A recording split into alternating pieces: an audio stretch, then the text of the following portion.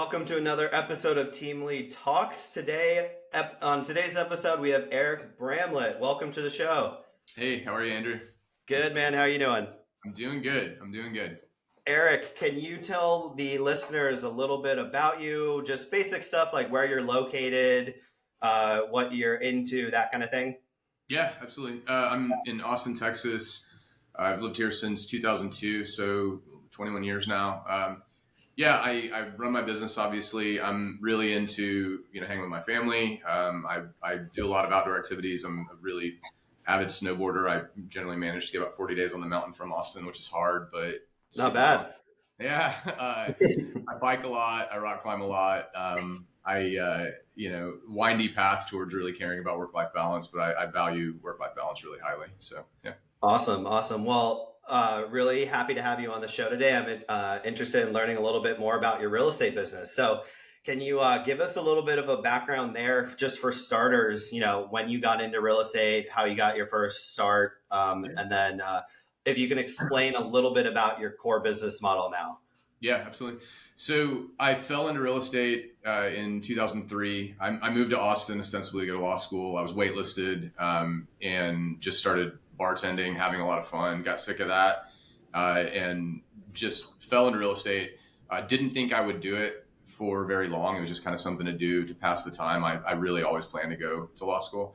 Mm-hmm. And I discovered internet marketing pretty early. A friend of mine lived in New York City, and he just offhandedly mentioned Craigslist. And I said, "What's that?" And he told me what it was. And at the time, there were like 3 ads a day on Craigslist on the housing section. So I started posting 3 ads a day. And then, I started generating leads and realized like, oh yeah, that's what the business is all about, is generating business. It was pretty easy up to 2008. I was working probably 30 hours a week. I was focusing more on wakeboarding than really anything. Mm-hmm. And then 08 hit, and I had house payments, bills, things like that. And it was not very fun at all. And all of a sudden those leads that were coming in, they weren't as easy anymore, right? Like you had to qualify a bunch. So I had to make a bunch of outbound calls. Right. Really would sit at the kitchen table and make 100 calls a day. Yeah. Eric, at the time, were you a solo agent doing that? Yeah. So it's interesting. I built a team the wrong way. So whenever I started with Keller Williams, like a lot of people do or did back then. I did. Yeah. And then my team lead, after I'd been there for a couple of years, I just said, "Hey, look, like, I don't think we should be with KW anymore. Let's just start our own thing." And so we became business partners. Didn't really know what we were doing. We hired, I think we were up to around 25 agents. More than 50% of the production was coming from Keenan and myself. And then whenever the recession hit, like literally all of them left the business. And so it was kind of a blessing in disguise because we weren't doing things the right way. And we then just let our office go. I mean, we didn't default under anything like that. The lease came up. We didn't renew the lease. We stayed business partners until 2011. And then in a very amicable way, we said, "Hey, look, like we're not really partnering on anything. Why don't we just kind of go our separate ways?" Right. And I always say, like, I got serious about it and decided that I wanted to be in real estate in 2012. And that's whenever we muscled through this crappy recession. I had accidentally built a lot of systems along the way. And then in 2012 was the first year that I did any what I would consider like decent production. And that was, I did 10 million, no assistant, no anything. That would be like 20 million today, today's numbers. Cool. And then 2013, I did 20 million, won the big awards here, the Austin Business Journal. And so as an individual agent, I won ABJ in 2014 and then kept winning. We were the number 1 mid-sized team in 2017 and the number 1 big team in 2018. And we stopped submitting in 2019. That's whenever I said, "Hey, look, we're going to pivot again and, start growing the brokerage." And that became the focus in 2019. Cool. So just for clarification, the 03 to 11, right? 2011, you mentioned you built the team the wrong way. Yeah. Are you building a brokerage or were you building a team underneath the KW brokerage? No, it was a brokerage, but when you're smaller, team and brokerage they're kind of hand in hand, right? So you're effectively like, if you have, call it, I think fewer than 30 agents, you're really a team, no matter what, what you say. And so we were like a team brokerage type thing. We were our own brand. We didn't pay into anything. We had to carry our own E&O, come up with our own systems, things like that. Right. But effectively a team. Okay, cool. I'm wondering if you can share because I remember. So I got started a little bit later than you. We started our team in 2013 at KW. We're now at TTR Sotheby's. We switched over in 18, but we also went through the trials and tribulations of not knowing anything, and we tried to do it all on our own. So we for like one of our examples was we would hire an agent in the completely wrong splits. We thought we had to give them an amazing split without really realizing the cost of goods sold around we're also going to have overhead and marketing. So that was one of our biggest things. And then we'd either have to renegotiate or just part ways. I'm wondering if you can share like a handful of things just for the people out there that are maybe contemplating that or in that position now and how to, come up from it. Yeah, so we did have to recap our splits in I think it was 2020, and same deal. So there are two brokerage models, right, or even team models, and you have what I consider high value brokerage. Sotheby's would be one. They Mm-hmm. certainly provide a premium brand. I'm not sure about the tools, but I'm sure that at least they're attempting to provide a lot of like high value tools, things like that. And then you have high split, which you can also call low value, but that sounds kind of crappy to say that. That would be Right. like EXP, KW. They're really sort of trying to provide the most aggressive split they possibly can, and still turn a profit. And that's a whole other discussion about how they do these things. They've offloaded effectively all of their recruiting and all their training to the agents. That's why they're able to offer the splits that they have. Right. So we're very certainly a high value brokerage, and we started out as a high value team, providing like our number one value prop was we provided and do provide really quality leads. Mm-hmm. So and looked at it and said very objectively we offer as much or more as the other premium brands in town. We said, hey, look, guys, like we can't have these crazy aggressive caps anymore. Mm-hmm. We still have sort of a cap system. They go to 95.5 once they've hit a certain amount, things like that. Right. But when we looked at the market, we said, look, we're not going to compete with high split, low value. We're only going to compete with high value, and we operate on what we call the generous side of fair. So we want to be like a little bit better than say a Sotheby's or Compass or things like that, and that's kind of our goal. So Okay. Yeah. The split thing is tough, especially if you're a brokerage where you mentioned you provide leads. mhm. Um, that's tough because it's always increasing in how much it costs unless you're really good and you have it fine, tuned in or dialed in. Can you talk to that though? Like as a brokerage we'll call it like a team brokerage kind of Yeah. model, right? Where are you getting leads? And let's talk about in today's environment because everyone's worried about where the next leads are coming from. What are your like top three sources? How are you getting and keeping the lead gen model? Yeah, so that's I to a fault like to do things on my own, and I say that because there a lot of times I look backwards and go, man, I should have just paid for somebody to do that, a can service or whatnot. CRM, for example, is one that I've tried to find the perfect CRM for years. But yeah, so what ends up happening whenever you are a team and you're providing a lot of leads, that's your number one revenue source are it's the leads, and our team lead, I'm sorry, our company provided leads are 50-50 and always will be.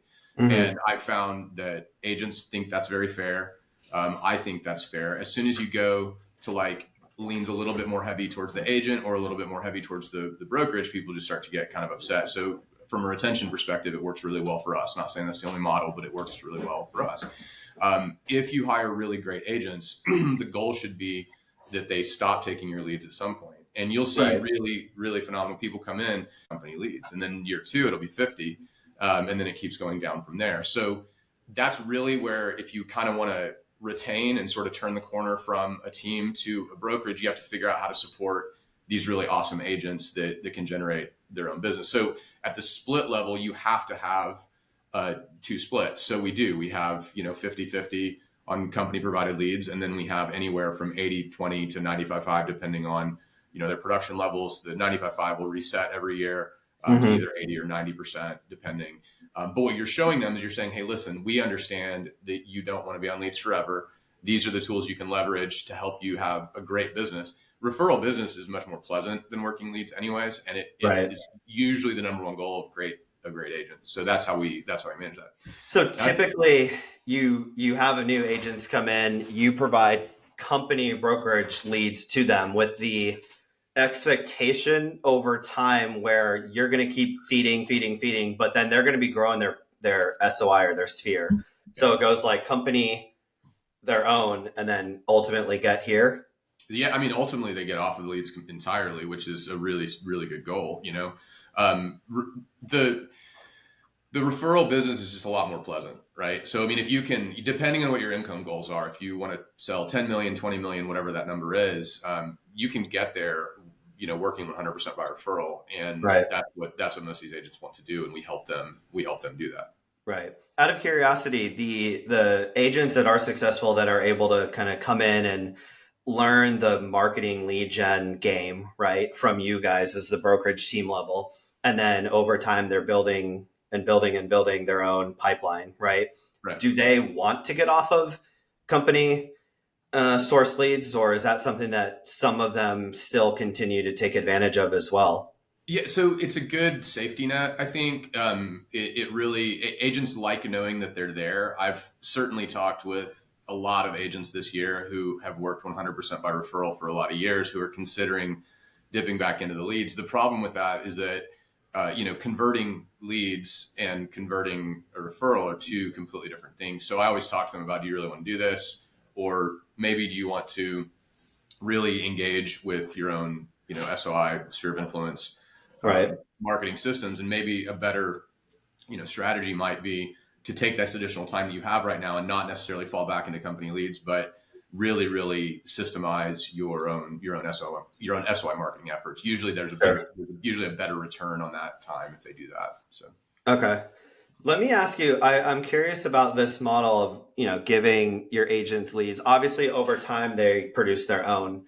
But through my different conversations with a lot of different team leaders across the US, there's always this concern of giving leads out and then their agents take them and then they never really hear about them or know what happened to them. I'm curious, how do you run into that problem too? And have you come up with a solution around that? Because leads are expensive, right? Especially appointments too. So what are you seeing out there in your team?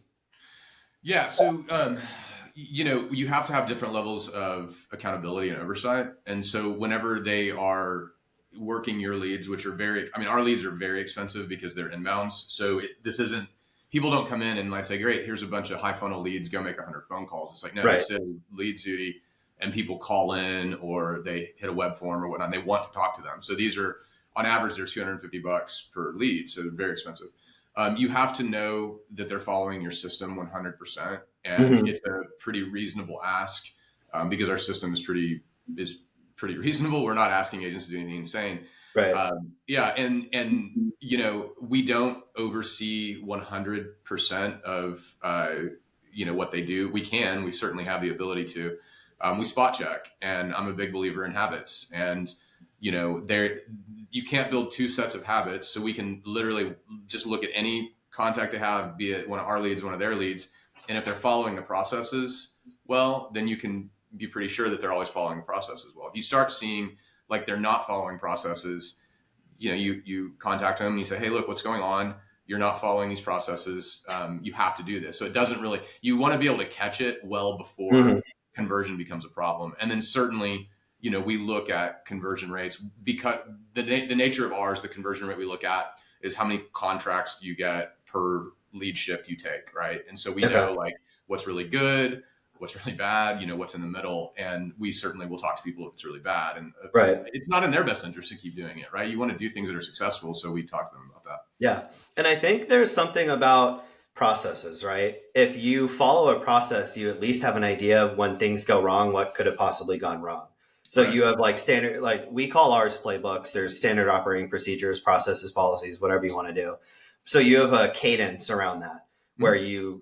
you're not really helicopter monitoring their leads, but you're looking at the data, you're looking at the KPIs or the output around agreement signed per interested leads or just leads that they get. That's the common It, denominator here. it's literally the number of shifts they take. So, our because ours are inbounds.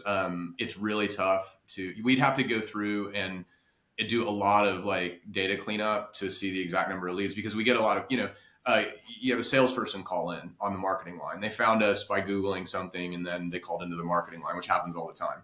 You have Right. agents that call into the marketing line. You have spam that hits the web form, things like that. it's a Yeah. really big undertaking to go through and try to like really clean that all up. But if you just look at what, how many lead shifts are you taking? They're all 4-hour shifts. You can assume that given a long enough period of time, it's all going to average itself out. Hmm. And you just look at the performance. I mean, so, this agent has, put X number of deals under contract with this number of shifts. This agent has done a different number. What's good, what's bad, what's totally worthless. Like sometimes, Right. you'll see a certain period of time where an agent's just not closing anything. And you just talk to them about that and say, that's not worth your time Yeah. and it's wasting my money. And we need to figure this out. It doesn't necessarily mean like, hey, you're fired or anything like that. It just means that let's do something more valuable with our time and money. So, Right. So that's a super interesting approach. On our team, I'll just tell you, we give interested leads, right? And then we also set appointments. We have leads come in that we pay for at the high, marketing level, team lead level. We have a group of ISAs or inside sales agents. For those of you who don't know, those are the, inbound lead takers, pipeline follow-up.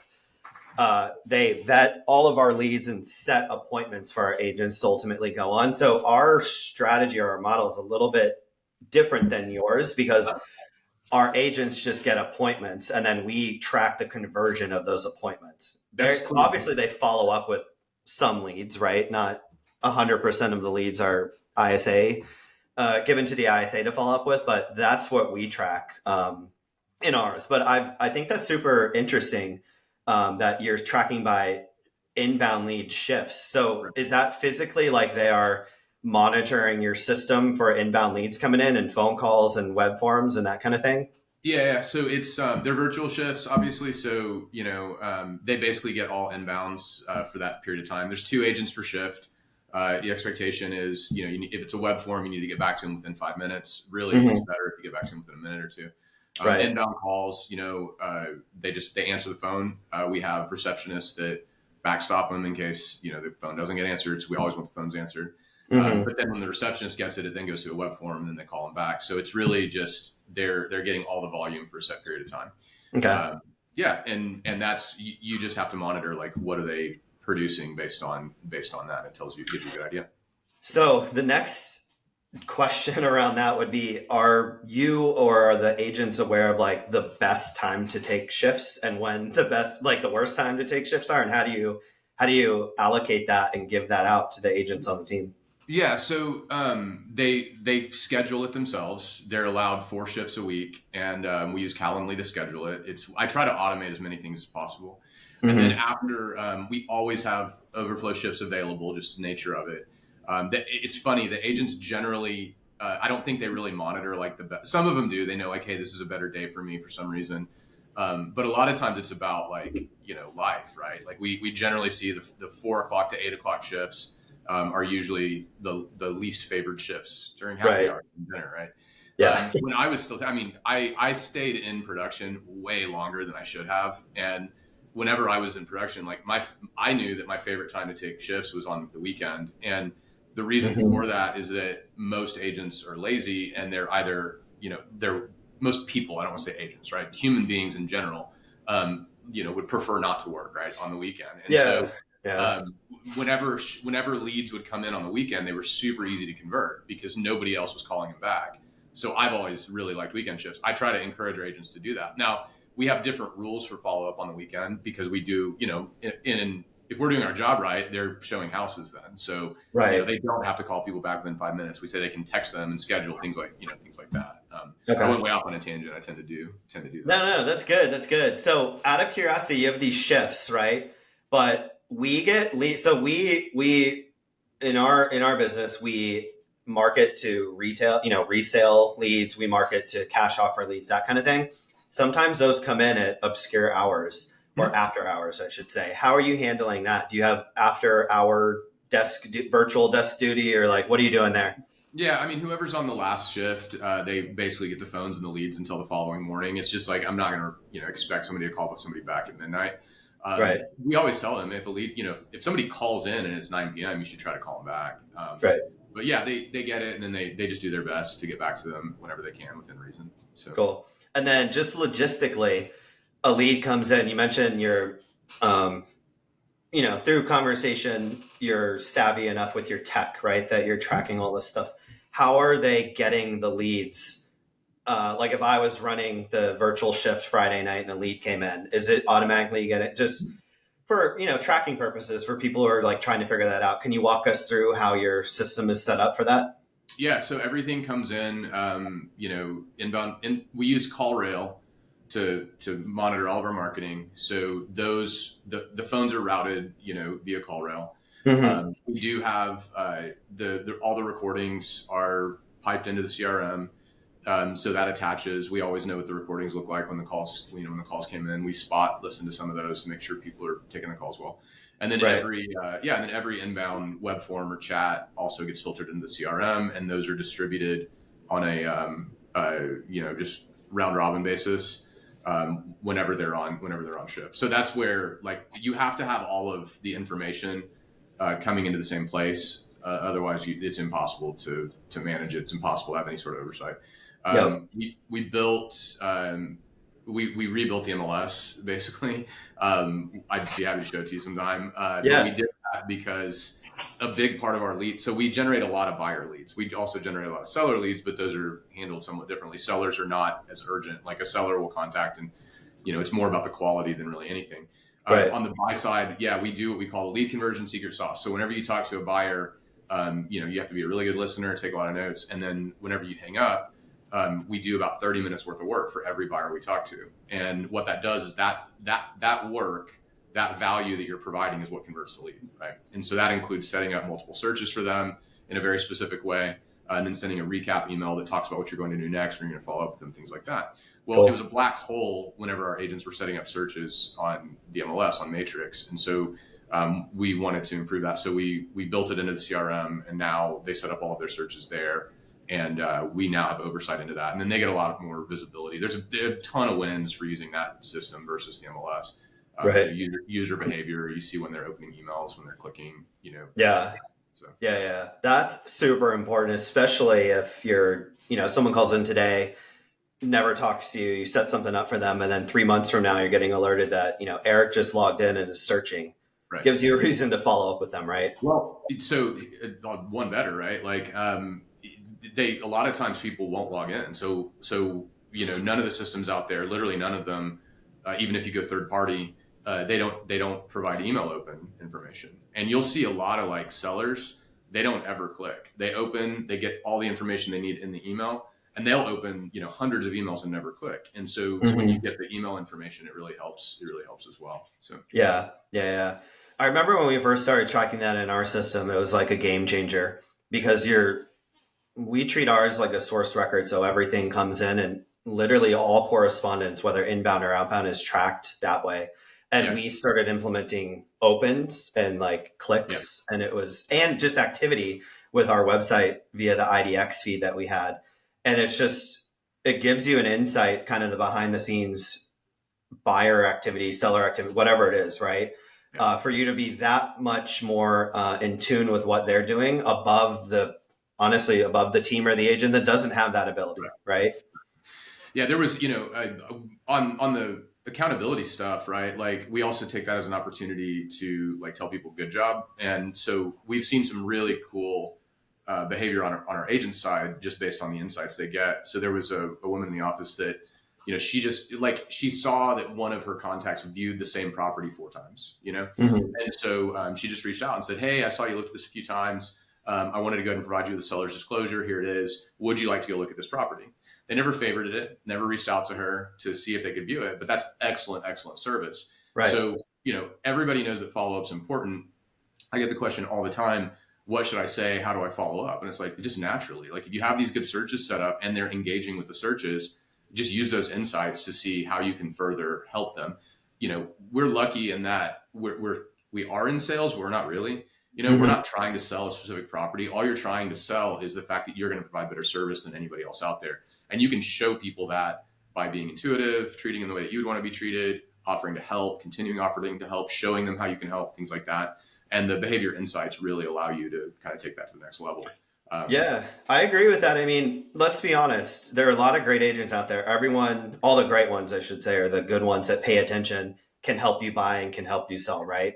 It's the ones that do go above and beyond to say, hey, I noticed this, because they might be talking to, I don't know, 4 or 5 agents at a time, right? You're the one that says, hey, I noticed you did A, B, and C. Would you like to X, Y, Z? And the other ones are just like, oh, they'll call me back, or hey, I'm just checking in. What's going on? That is the differentiator right there, right? And it would surprise you, whenever you level up your service, you will be in the top, immediately in the top 10% of agents, by the numbers. That everyone knows that there are a lot of like low producing agents in every market, right? And by the numbers, you really have to get to the top 10% in order to be what I would consider a full-time agent, right? And Right. through train, we don't hire new agents. Like, we just don't do it. I think it just doesn't work for us. Long conversation about why I don't think it really works for anybody. Right. But we do hire. So our minimum is 5 million in the rolling 12, and so we get a lot of like newer agents who are really doing really well up and coming. And we also hire a lot of agents that have been in the business for 5-10 years. And whenever we show them this process, I don't think anybody has already done this 100%, right? Whenever you do follow the process, it's really excellent service. And I know from experience, I've bought properties out of market, right? We bought a second home in Colorado a couple of years ago, and we were looking at multiple areas, and there was one agent who did a really good job, and that's where we ended up buying. He probably influenced like the fact that we ended up there, because he provided us a lot of really good, service advice, whatnot. It floored me, the level of service that I was getting from most agents. Like, I would go to Zillow or Google and look for people that were highly reviewed, reach out to them. And like, I'm not exaggerating, Andrew. There were so many agents that just never even set up a search, right? Yeah. I mean, you read about that all the time in groups. It's like agents get bad raps. Agents, some of them are good, some of them aren't. What sets them apart? And they'll share text and they'll be like, hey, Eric, I have a client. I'd like to go show the house. And you literally don't respond. How are you supposed to work with someone like that? But yeah, I mean, it's really, at the end of the day, I truly believe, and this is probably true of your Colorado agent, like, you might have been thinking, man, I can't believe he went out of his way to do that for me. Right. He's making me, like, he is an expert. He clearly knows what he's doing. He's been around the block. He has his together. And that's sometimes that's all it takes. I went in pretty cynically, because like I'd had such bad experiences leading up to it, that I was like, wow, is the bar really that low? And so whenever I talk to Mike, shout out Mike Knapp in Pagosa Springs, Colorado, right? Like, I talked to him, he listened, he set up a search immediately. He was a team leader. So he set me up with what I spoke with him the whole time. And then whenever it was time to view properties, he had an agent ready for me, took us out, toured us. We bought first day. I mean, I didn't expect to, but yeah, everything they just did it. They just did things correctly. And it surprised me how few agents out there do that. Because it's not a big lift to do these things. And people, like, they obsess over leads. They always want more leads. And it's like, guys, look, like, build the habits to service them really well, and don't change your habits for the leads versus your clients. Go into every situation, assuming that they're going to be a qualified normal person, because most people are. They throw red flags, that they're not, then certainly, like, use your brain and don't go waste a bunch of time on them. But if you make it a habit and a rule to provide everybody you run into with really excellent service, it works out. One of our top producing agents, she's an excellent example of what I had mentioned to you, that most team leaders are not thinking about and optimizing for the fact that if they're doing a good job, their agents will graduate out of their program. And Casey is a big reason why we make sure and continue to service agents, at all points of their career. She had 51 million last year with one assistant, right? She crushed it. And probably 50 deals, something like that.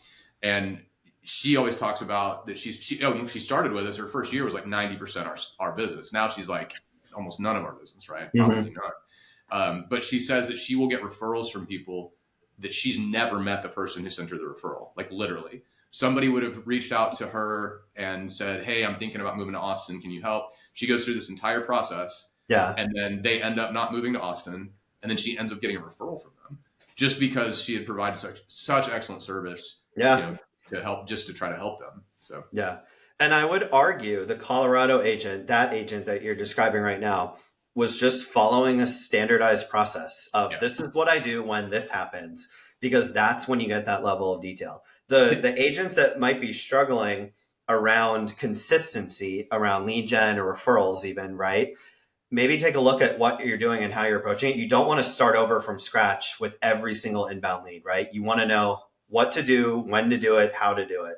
So I think that's a huge. I remember when I think it was like 2014. I don't remember the exact issue. I think it was like we were at the closing table, sitting across from this agent in the DC area that was like doing 200 million in volume, and we were like brand new, so we are like a little intimidated, but we're like, man, this guy has his stuff together. And something happened. It was like the walk through right at the 11th minute, or 11th hour. Uh, the house was dirty or something. We're like, oh man, how are we going to do this? Let's scramble. Who can we call? And he's like, hey guys, and it was like on our side or an issue for us to fix. He's like, hey guys, wait a second. I'll take care of this. He made like a text, sent a text or made a call and was like, all right, it's done. I guarantee that the house was clean or whatever, the paint was done, whatever it was. And we're like, dude, what?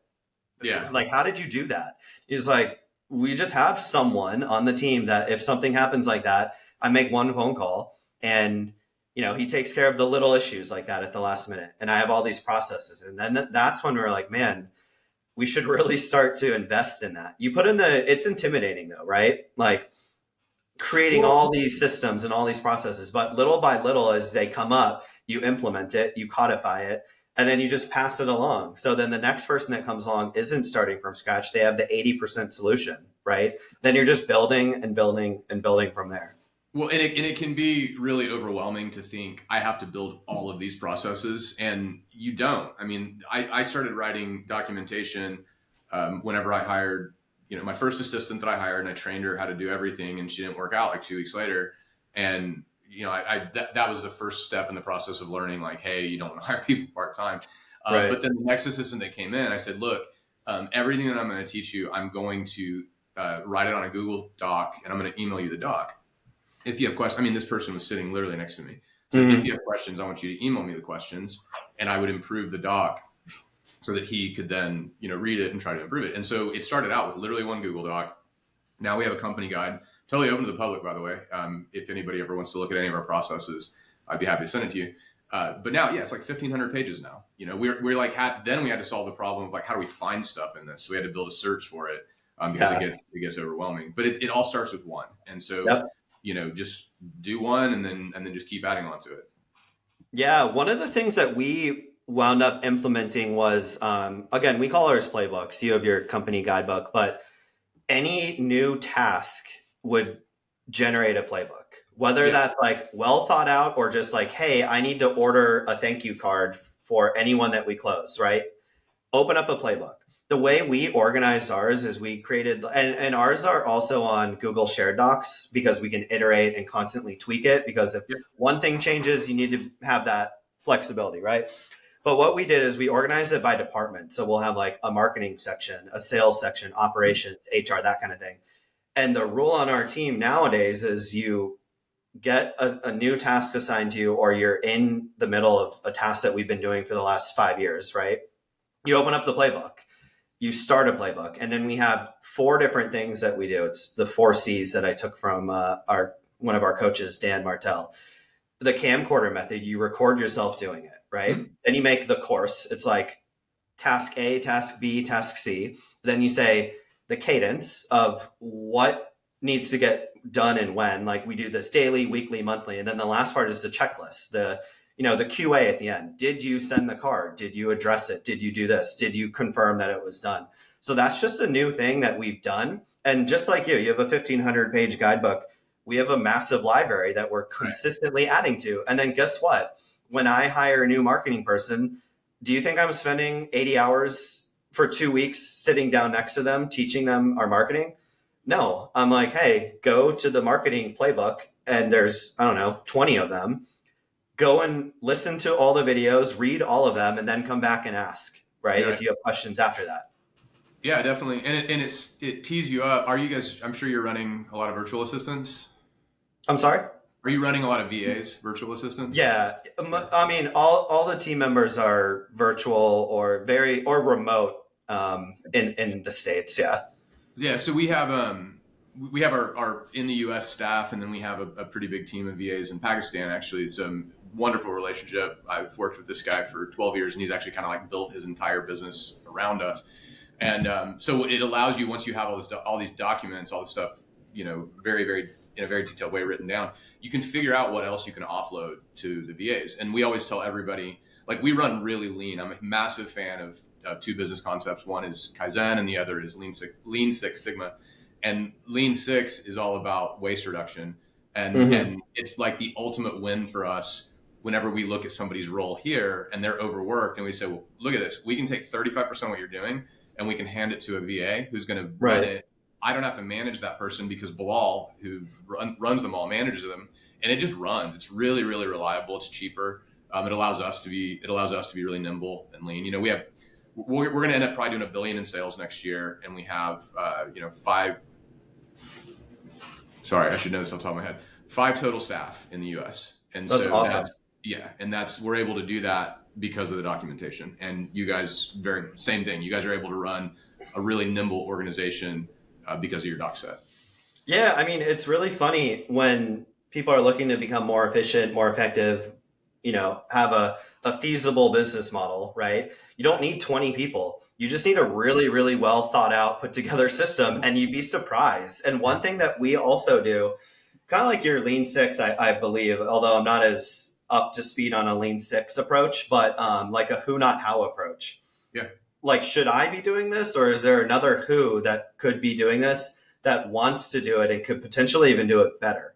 So does that make sense? And can you save, like, you have an hourly rate if you really compute it. I have one. But if you can save 90% of your hourly rate by kind of leveraging other people who follow that, playbook, then you're getting stuff done, and you are focusing on what? Your family and, your biking, or you're meeting with more agents and recruiting and growing your business. Yeah, no, it's all about highest and best use. So I've collected mentors over the years, and these guys are always like a lot smarter than me. And he's a really good friend and mentor, and I won't say his name because last time I talked to him, he's always encouraging me to like hire myself out of a job in a better way. And the last time I saw him, he lives in Colorado, and we were skiing together, and he's like, what's your number on hours? Like, what are you targeting right now? And I was like, well, 20 hours a week is what the target is. That's deviated because right now I'm doing way higher than 20 hours a week. I'm getting ready we hired a recruiter, and that's who I'm training right now. So once that's off my plate, that's actually going to bring back like another 20 hours that I'll get back. Right. He's pretty funny. And he said, 20, man, that is way too high. And I said, what's your number? And he said, it's 5. I said, you want to work 5 hours a week? And he's a home builder too, by the way. And, and I said, that's awesome. I said, I would get bored, but that's awesome. And the last time I talked to him, he said he had it down to 1 hour a week. I couldn't believe it. Yeah, that's nuts. I mean, that's cool though. And all the more power to him to be able to do that. It means that he was a systems oriented. There's no way whoever that guy is, he'd be able to do that if he didn't have any systems in place. He was running like a decade before bench accounting was a thing. He was running a team in India that was building is really accounting heavy. A lot of people don't realize that. But he was running a team in India handling all of his accounting, and he was able to provide. It's not about just being cheap. It's about it being really reliable, and it's about it providing a really excellent service to other people. Right. And that's what his did. Our team in Pakistan is not about being cheap. It's about being reliable, and it's about offering outsized service to our agents that other companies our size couldn't do. And quite honestly, most other companies can't do it because if you don't have the systems in place, you have these people that you hire that become kings or queens of chaos, and they're the only ones that know how to do their job.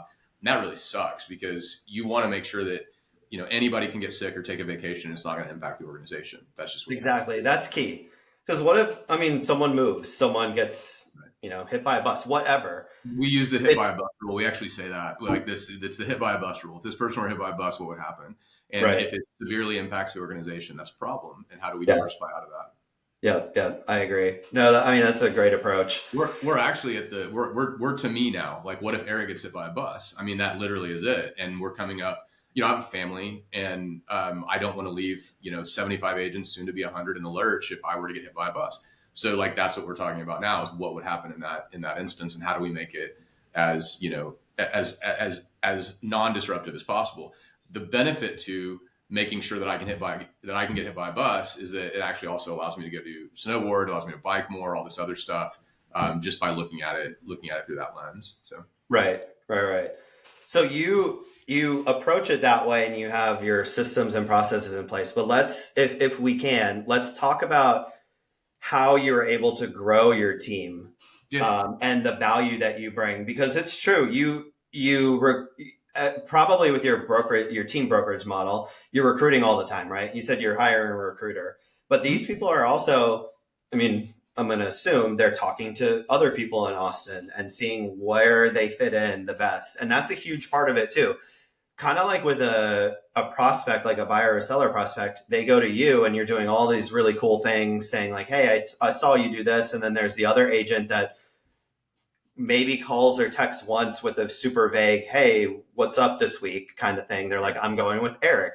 The same is true for recruiting. And in essence, it's almost the same thing too. You're selling your brokerage partnership, right? Just as much as you would sell your sales experience to get a prospect.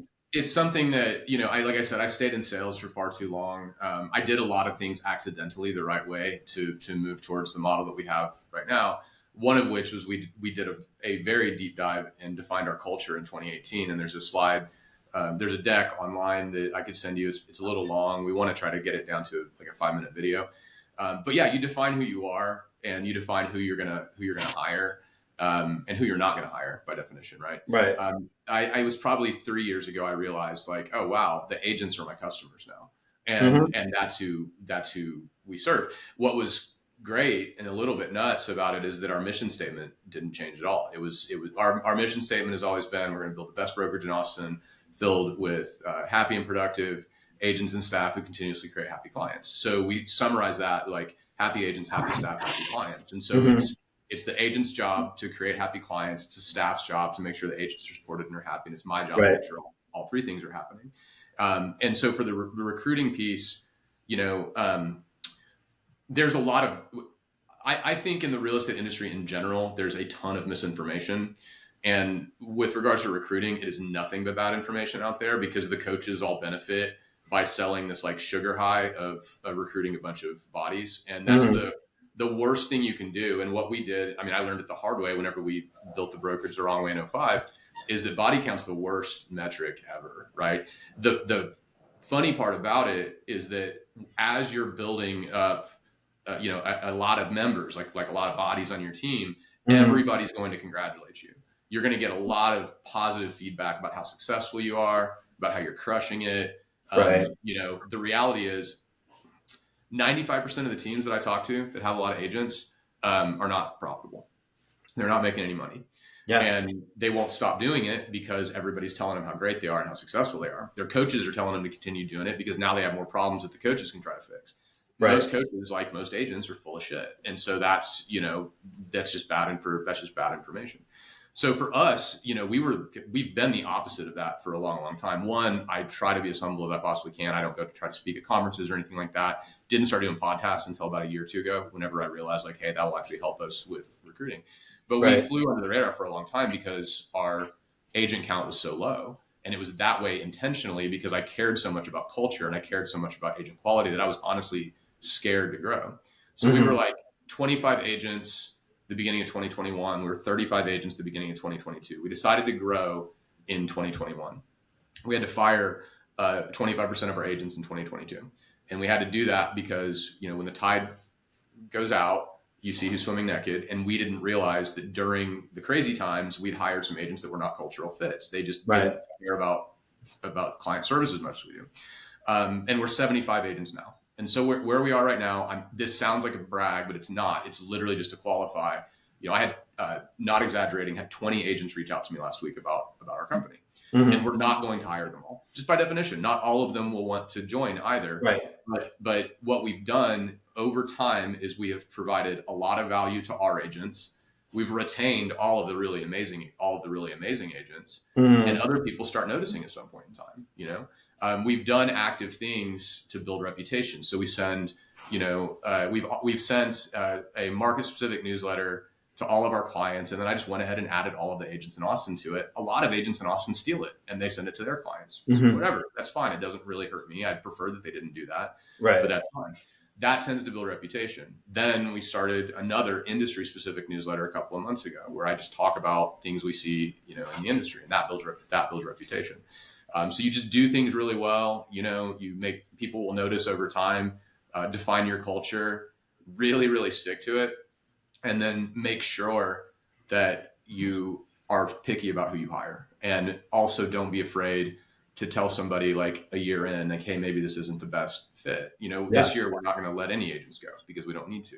Mm-hmm. But whenever you have somebody that's not a fit, most people will just like let them hang around for a long time. And if they're wasting your leads, sure, it's easy then to say, hey, you've got to get out of here because you're spending my money. Right. But you will have people that don't take your leads and are not a fit. They're a reputational liability, and it's the easiest thing to just kind of hang out until they decide to go somewhere else, because they usually do. But the better thing to do is to ask them to go ahead. No, I agree. I mean, their best if interest.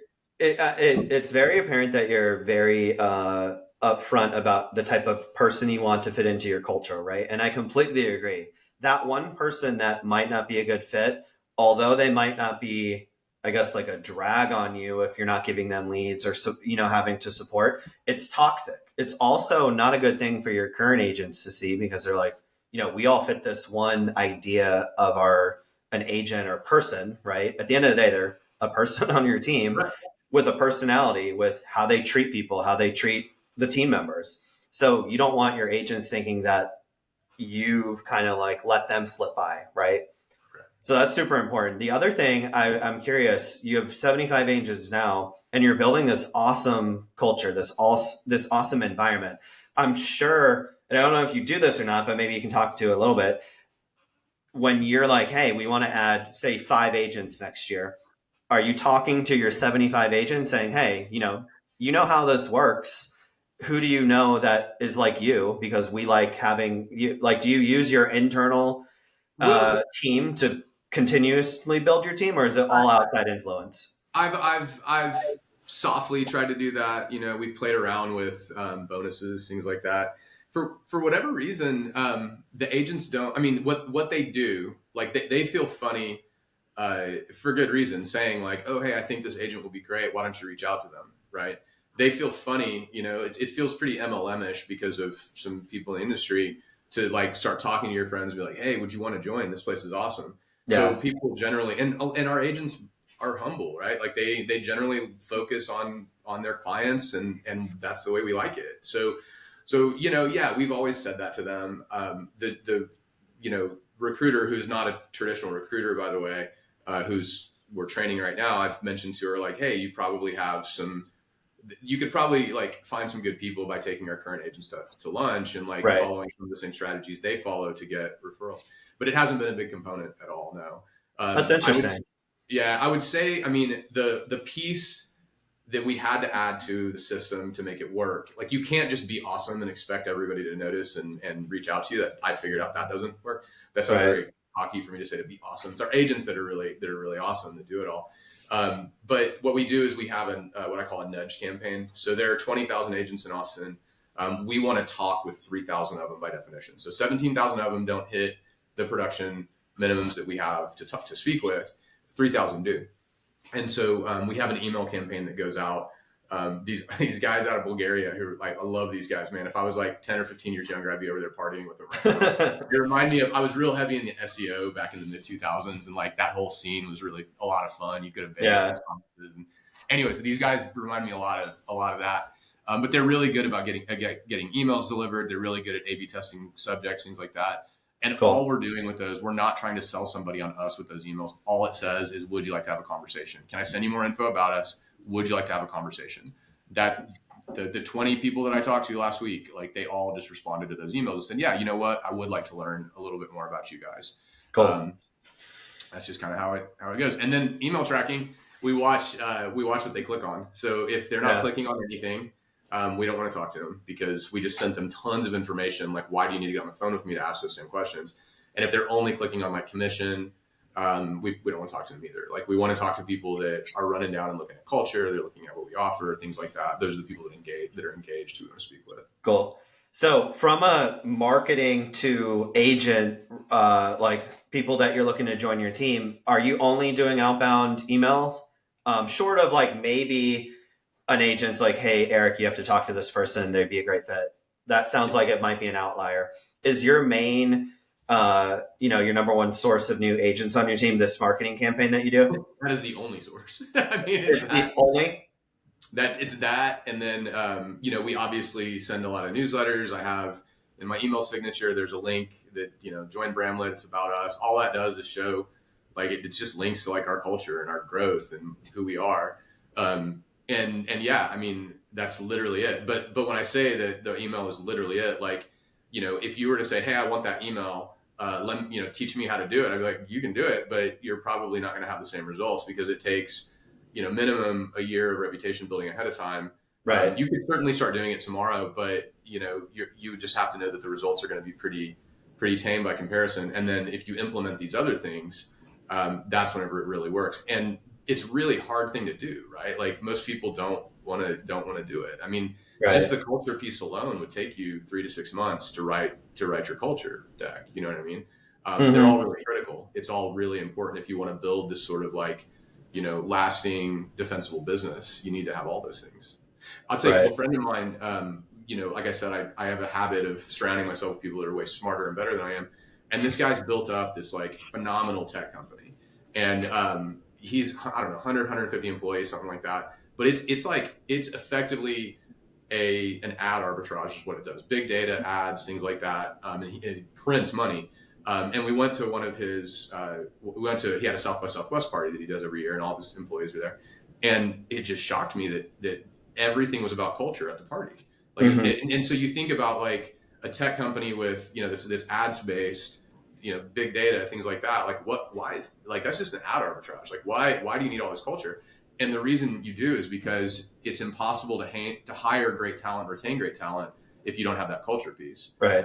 People want to believe that they are making an impact. They want to believe that they're part of an organization that's doing cool things. And when you define your culture, it helps them along.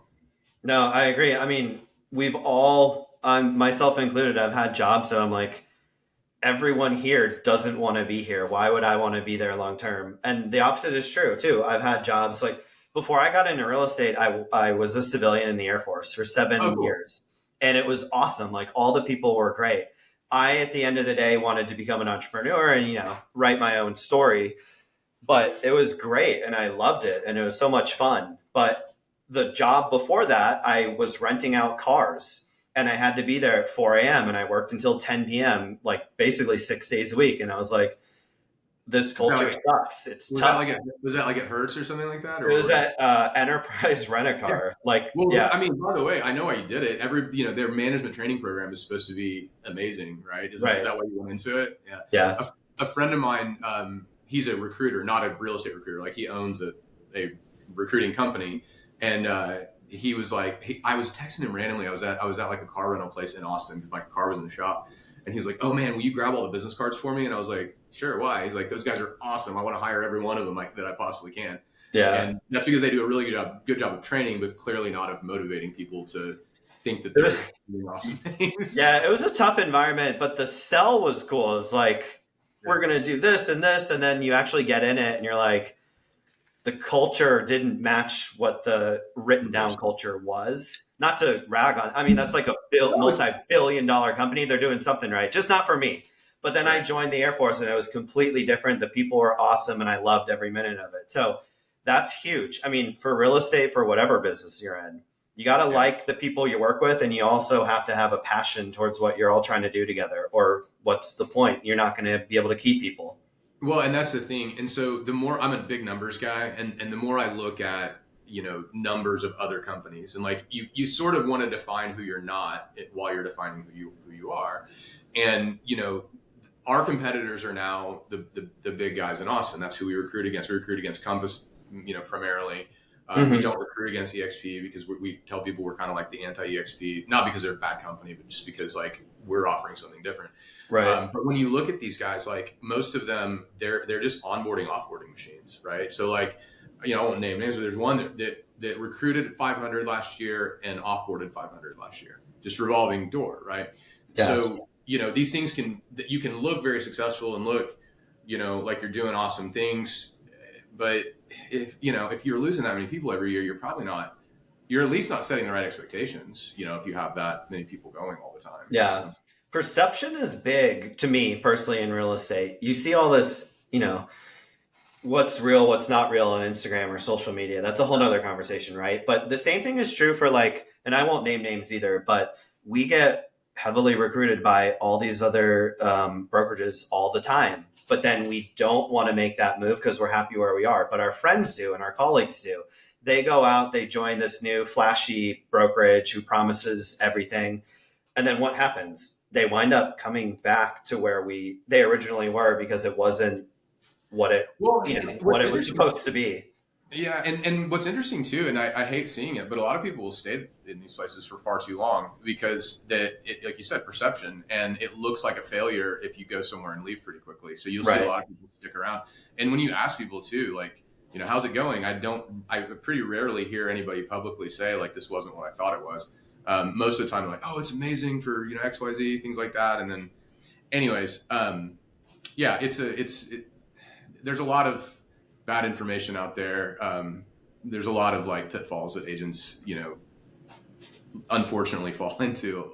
Yeah. What you're doing, like sticking where you are and focusing on your business, that's the smart thing to do. That's what, 99% of the time, like if you need to build your business is not out here. It's right. It's like right here that you need to work on. And so that's why you guys are seeing the success that you are, is that you're focused. You're focused on what's important, what we do to sell more houses.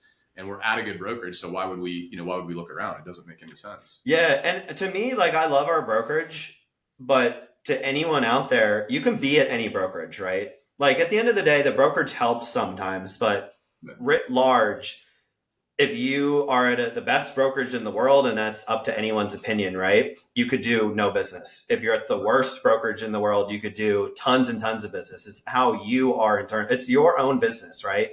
And you don't necessarily always rely on the name. It's how you run and operate. The last hour conversation that we've been talking about around having your ducks in a line, knowing what to do. So at the end of the day, it's what your agents want to be happy if you're talking from a building your team brokerage perspective, and your clients want to be happy. They want to know that you're doing everything you can. And if you're organized, that is giving you a leg up on probably 95% of the agents out there who say, oh, this brokerage will get me this brokerage will get me that. It's not, in my opinion, after what I've seen and heard from my colleagues and friends, and maybe you have the same opinion, that's what I see out there. No, you're totally right. And brokerages can certainly help. And, there's a right fit for everybody, and you should ultimately want to be at that right fit. But if you're struggling in your business, a brokerage change isn't going to do anything. Right. We've had some market disruption here, and the reason why we're talking to so many agents is because of that market disruption. These guys are moving around not because they have anything to fix. It's literally because the culture around them changed. So they kind of have to. Most of the time, it makes sense for agents whenever you've outgrown a brokerage, right? So like the time to look around is whenever you're already successful and you look at it and say, how can I increase that success? I need to look around now. One big part of recruiting for us is when we talk to somebody, figuring out are they trying to fix a problem that's really their problem? And if that's the case, we don't hire them because it doesn't matter where they go, certainly like I would, the commonality on most of the hires we make are that they want to improve their business, increase their business either by increasing their production or by making it more efficient so that they can enjoy their production, things like that. Those are most of the hires that we make. So. Yeah. And that's an excellent way to approach it because at least starting at that foundation level, you're probably on the right track to hiring the next great team member that you're looking for ultimately, right? I'll say, so I think, we're probably running out of time. Most people don't like listen to podcasts any longer than an hour or so. Right. But I will say the other piece, it's part of like defining who you are. And I mentioned when we talked offline about the the book Creating Superfans that I'm a huge fan of creating superfans. And Right. the U stands for understand your customer. And so for us, I'd be like, understand the agents that we want to hire. And so you can profile a whole lot when you do that. It doesn't Mhm. mean that you're only going to hire that profile, but it means that that's who you really kind of want to target. And we have multiple profiles. We know that agents who've been in the business for less than 5 years, but are already doing 5 million in production is a great hire for us. That's somebody that Yeah. they'll be very open to, our processes, our systems. They can leverage our leads. They probably want to, agents that are, been in the business for any length of time and that are doing 10 to 20 million and want to learn how to like get some of their time back or how to Hmm. increase their production. We can help them, hire producing teams. Like we can absolutely help them. It's a longer conversation with those guys. We have to talk to them about what are your goals? How can we help you kind of reach those goals? But those would be like the three main profiles that we have that we know we can help a lot. Another profile, ex-teachers. We've found that ex-teachers do really, really well here. Yeah. And that's because they are used to systems, right? They had to use them to be successful in their previous job. I asked at a meeting last week, I said, raise your hand if you're an ex-teacher, because we just hired a staff member who's Hmm. also an ex-teacher. And it was something like, I think 25% of the brokerage raised their hand whenever I asked that. Nice. Question. Yeah. We had some ex teachers on our staff too.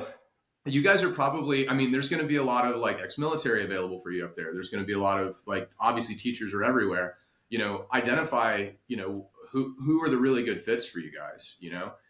and then you can tell that story, by the way. So when I see a great fit who is an ex-teacher, like, I mean, it's not the only reason that they're going to move over, but whenever I Right. talk to them about that, they're like, oh, wow, that really resonates. And I'm like, yeah, well, Yeah.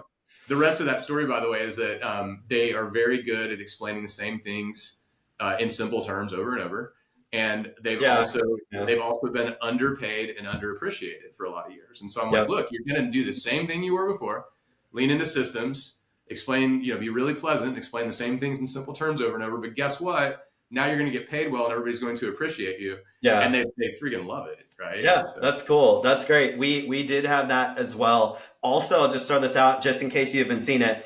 Timeshare sales. We Oh, had some of our best appointment setters come from timeshare sales, and that has been like I've been blown away with what they were able to do almost immediately. So kind of along the same line. So keep your eye out for that as well. And I that's know, interesting, man, because you could maybe get an arbitrage on different pay structures. Like if there are timeshare salespeople in Mexico or in places like that, yeah, you could maybe make some great ISA hires there. I want to chat with you offline about your marketing model. It's something that I always say we're like an open book on most things, but we have a decade and a few $1 million into our marketing program where we've learned. So I kind of consider that stuff IP. But yeah, I've never done the ISA model, and I'm really interested in it. So I'd love to hear, dude, and let's do it. maybe we can horse trade some info. So Yeah, yeah, yeah. I'm always down for that. So I welcome that. I think that'd be really fun. We can have that offline. But yeah, yeah, I think we've gone over the hour and hopefully people are still listening. But I normally end this with like, what's your final thought? But I kind of feel like what you just said about the model and like the teachers, that would suffice here. yeah. But Eric, I really appreciate your time. This has been a lot of fun. I'm learning a lot from you. I always love to hear how other team leaders, owners are approaching their business models, right? So if anyone is in the Austin, Texas area and wants to get a hold of you, whether it's for you guys to help them with real estate or to join your team, how can they do that? We're pretty easy to find. You can Google my name, obviously. I bought the domain 512eric.com. You can go there. That just takes you to a web form to fill out for the industry newsletter. But yeah, you can Google my name, go to 512eric.com. 512 is the area code of Austin, by the way. We're Gotcha. growing beyond one I area code figured. now.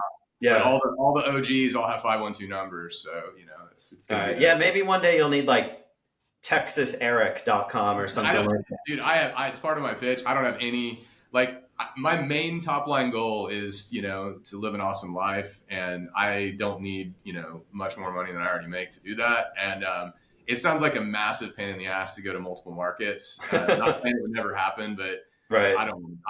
I want to be able to hang with my family and snowboard too much to try to take that on. Yeah, I don't snowboard, but I want to hang with my family and do football. We're into football, but There you I go. hear Yeah. you, man. It sounds like you're well on your way to do that. Congratulations on all your success so far. You too. You too. Also, we will drop Eric's information in the description, so if anyone wants to reach out, it will be available there. But Eric, thanks again for your time, man. It's been a pleasure. Thank you so much. All right, take care. Yeah.